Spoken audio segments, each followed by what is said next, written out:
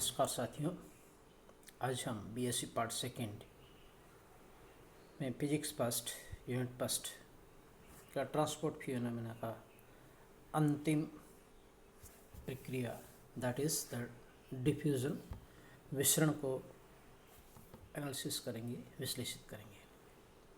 विसरण क्या होता है, क्या परिभाषा इसकी।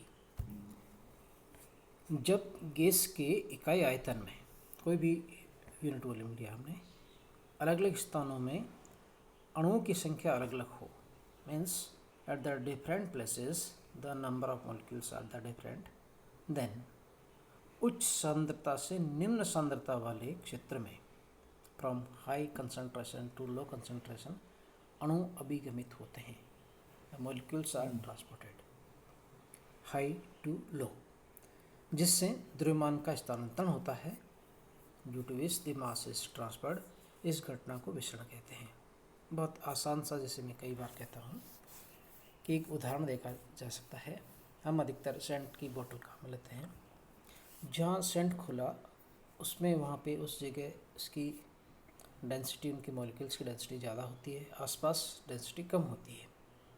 तो उच्च सांद्रता से निम्न सांद्रता की ओर वह अपने आप फैल जाता है, स्वयं विसरण हो जाता है, सेल्फ डिफ्यूजन होता है। यानी high concentration to low concentration एक तरह से ग्रेडियंट बन गया, और इस ग्रेडियंट के कारण जो मूव होते हैं वो मॉलिक्यूल्स खुद उस सेंट के मॉलिक्यूल्स मूव करते हैं, तो उनके साथ उनका द्रव्यमान भी स्थानांतरण होता है। तो यानी डिफ्यूजन प्रक्रिया में मास का ट्रांसफर होता है। That is the very important concept of it.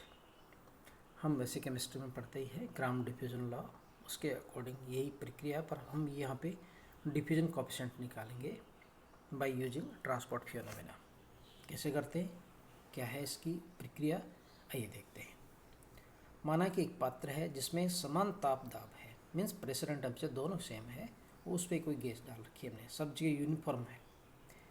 इस गैस में जेड दिशा में सांद्रता समान नहीं है, means concentration is changes along the Z axis, ऊपर की ओर। जैसे अपन जैसे जैसे बढ़ते जाते हैं ए बी सरफेस से कंसंट्रेशन बढ़ती जाती है, तथा सांद्रता प्रवणता कंसंट्रेशन ग्रेडियंट मीन्स एकांक लंबाई में सांद्रता में परिवर्तन dN/dZ है, वेयर N इज दी सांद्रता घनत्व, number of molecules per unit volume है।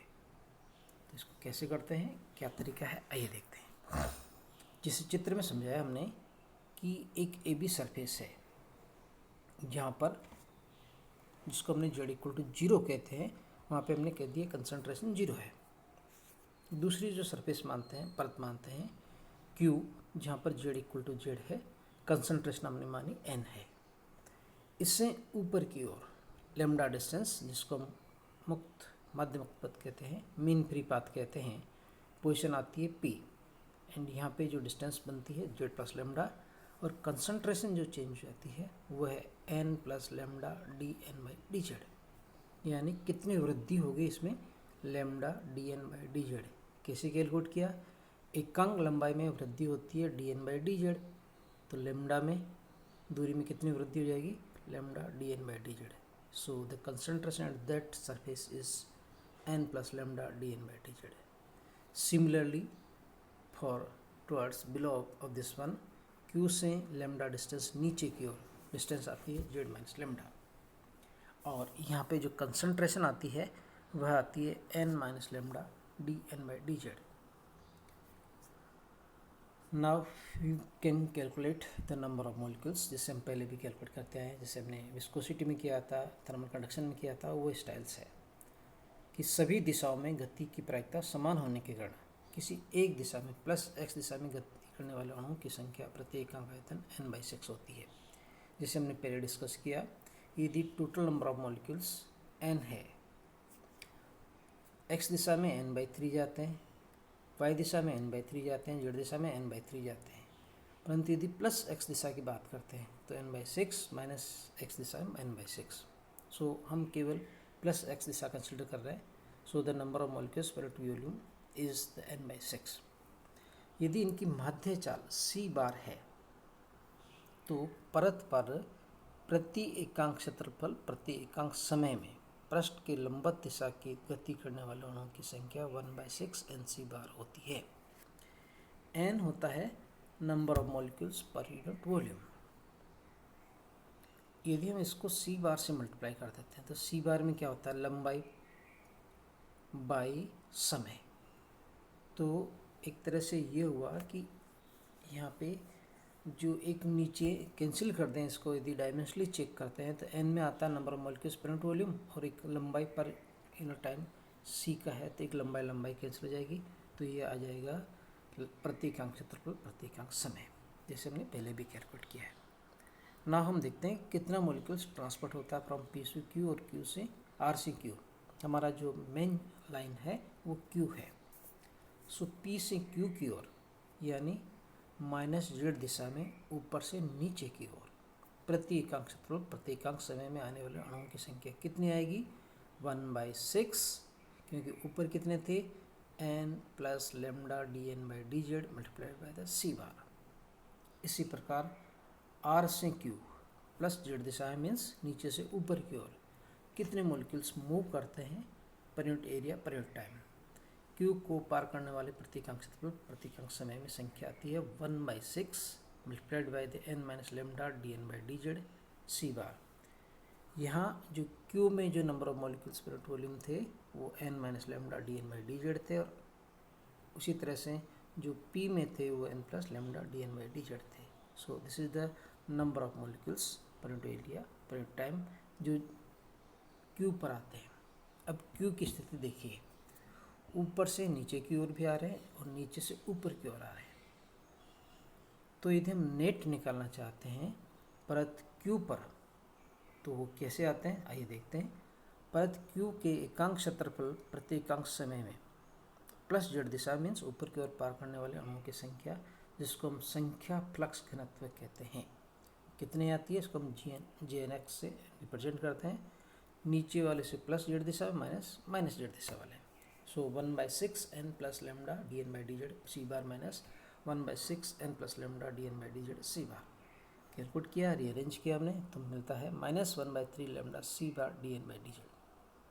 परंतु जो फिक का नियम है उसके अनुसार संख्या फ्लक्स घनत्व number of molecules per unit area per unit time आता है। विसरण गुणांक जैसे अपन उसमें भी इलेक्ट्रॉनिक्स में भी करते हैं, ये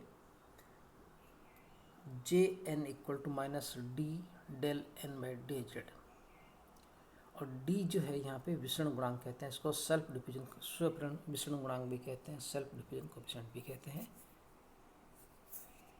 कैसे निकालते हैं, आइए तुलना करते हैं इन दोनों की। इक्वेशन ऑन थर्ड फोर्थ की, लेफ्ट हैंड साइड इक्वल है, राइट हैंड साइड भी इक्वल होगी। सो माइनस डी डेल n/डेल z equal to -1/3 lambda c bar del n/डेल z। So d equal to मिलता है हमें 1/3 lambda c bar. This is the very important concept कि विसरण गुणांक जो आता है वो दो चीज़ों पर डिपेंड करता है इसके अकॉर्डिंग, एक तो लेमडा माध्यमिक पथ और दूसरा इसकी औसत चाल। माध्यमिक पथ को हम दूसरे फैक्टर्स के रूप में लिखें जिसे हम पहले लिखते हैं, that is equal to 1/√2 pi D square n, तथा औसत चाल आती है c bar equal to 8 kT by the pi m root और 1/2। सब्स्टिट्यूट किया जाए तो रिजल्ट मिलता है हमें d equal to 1/3 multiplied by the 1/√2 pi D square n 8 kT by the pi m power half. Rearrange कर दिया जाए तो हमें मिलता है 2/3d square 1/ρm kT pi power half.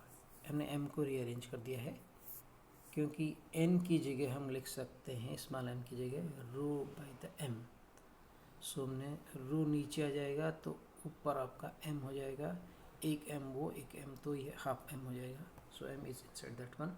Next अणुभार m कैपिटल M लिखते हैं तो इस that is equal to small m capital n, तो इसको इस तरह से कैपिटल M की फॉर्म में लिख सकते हैं। सो जो फाइनल फार्मूला मिलता है हमें विसरण गुणांक का, capital D equal to 2/3 pi D square capital N 1/ρ multiplied by the root of the capital MRT by the pi.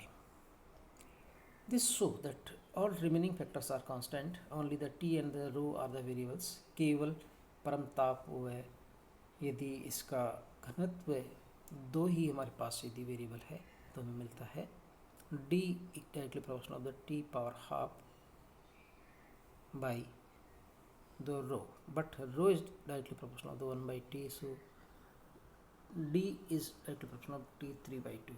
हम t को भी रो की फॉर्म में लिख सकते हैं, सो that is also can be noted. तो विसरण गुणांक का मान t 3 by 2 के अनुपाती होता है, यानी यह ताप पर डिपेंड करता है। यदि ताप होगा तो इसका विसरण गुणांक अधिक आएगा।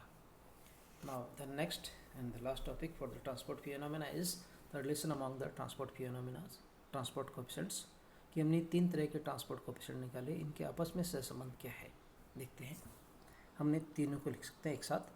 श्यानता गुणांक निकाला था हमने, eta equal to 1/3 mnc bar lambda, mn को हम रो लिख सकते हैं density, so that is equal to 1/3 rho c bar lambda. ऊष्मा चालन के लिए हमने ऊष्मा चालकता कैलकुलेट किया था, capital K 1/mn/cv/c bar lambda, mn को हम रो लिखे तो that is equal to 1/3 rho cv/c bar lambda. And the last विसरण गुणांक कैपिटल D इक्वल टू हमें जो भी कैलकुलेट किया 1/3 c बार लैम्डा। सो एक और दो से देखें हम, K बाई ईटा करें, सेकेंड में फर्स्ट का भाग दें तो केवल CV बचता है। इस CV को हम कैपिटल CV बाई द लिख सकते हैं, that is molecular specific heat by the molecular weight, या अणुभार। विशिष्ट ऊष्मा, मोलर विशिष्ट ऊष्मा डिवाइडेड बाय अणुभार। इसका मान यदि लगभग कैलकुलेट करते हैं तो रीअरेंज करके MK ईटा CV लगभग 1 आता है इस फॉर्मूले से सैद्धांतिक मान, जबकि प्रैक्टिकल वैल्यू इसकी लगभग 2.5 प्राप्त होती है, near about, it not correct, अधिकांश केसों के लिए 2.5 आती है। Mean that is the difference between the practical result and the theoretical results.